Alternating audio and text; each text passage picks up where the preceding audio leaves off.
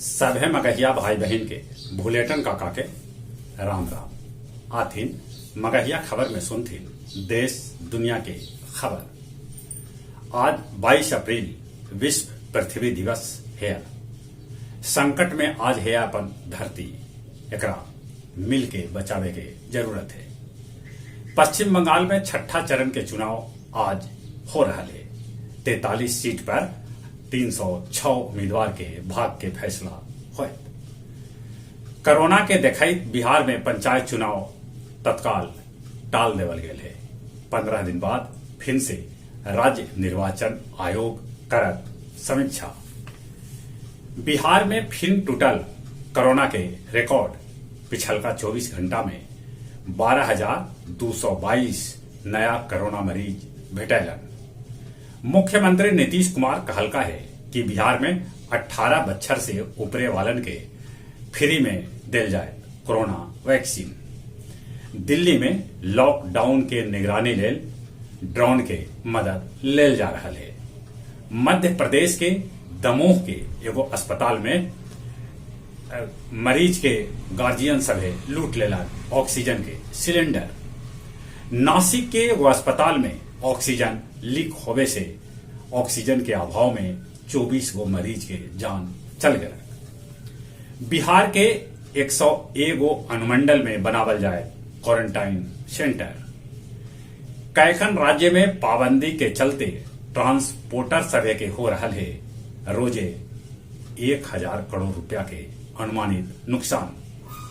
मधुबनी के मंदिर में 2 गो पुजारी के हत्या कर देवल गई। दुनिया के 10 गो देश में कोरोना के नया मामला घट के 25 से नीचे आगे लगे। कोलंबिया में बन रहल एगो नया मकान में आग लग गए, जकरा से नया मकान एकदम से जल गया। इंडोनेशियाई पनडुब्बी जकरा पर 53 गो सवार आदमी हलन, सभे डूब गए। पाकिस्तान के पूर्व प्रधानमंत्री अब्बासी स्पीकर के जूता मारे के धमकी दिलका। अश्वेत जॉर्ज फ्लॉयड मर्डर केस में 24 के पावल गेल दोषी। तनाव के बीच रूस में अमेरिकी राजदूत चर्चा लेल देश लौटलन। अत्तरी के बैरका महादलित टोला में आग लगे से 5 गो घर जर के स्वाहा हो गए। गया कॉलेज भी मोबाइल झपट्टा मार गिरोह के 2 गो अपराधी के पुलिस पकड़ला। गया जी में 5,570 आदमी के कोरोना जांच कैल गेल, जकरा में 553 कोरोना पॉजिटिव पावल गेल।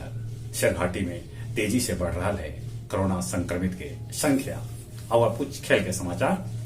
कल खेलल गेल आईपीएल के मैच में चेन्नई सुपर किंग्स केकेआर के 18 रन से द सनराइजर पंजाब किंग्स के 9 विकेट से हरौलक। विश्व तीरंदाजी में 3 गो स्पर्धा के क्वार्टर फाइनल में पहुंच गलन है भारतीय सभे। 7 गो महिला समेत 8 गो मुक्केबाज विश्व युवा चैंपियनशिप के फाइनल में पहुंचलन। टोक्यो ओलंपिक के फुटबॉल प्रतियोगिता के ड्रा घोषित कर देवल गया। जहां तक मौसम के सवाल है, मौसम अजबे पलटनिया ले रहा है। कभी ठंडा हवा चला है, कभी गर्म हवा चला है, कहूं आंधी, कहूं तूफान, आसमान में बदरी। मौसम के बदलाव से बचते, साथे साथे कोरोना से बचे ले मुंह और नाक पर मास्क लगाते, सोशल डिस्टेंसिंग के पालन करते, बाहर से घरे अला पर नीमन से हाथ साबुन से धोते। और अब ले जौन कोरोना के वैक्सीन न लगल थे ने वैक्सीन जरूर लगाते। 18 बच्चर से ऊपरे वाला के वैक्सीन 1 तारीख से लगावल जाए। एक बार फिर से अपने सभी के भूलेटन काका के राम राम।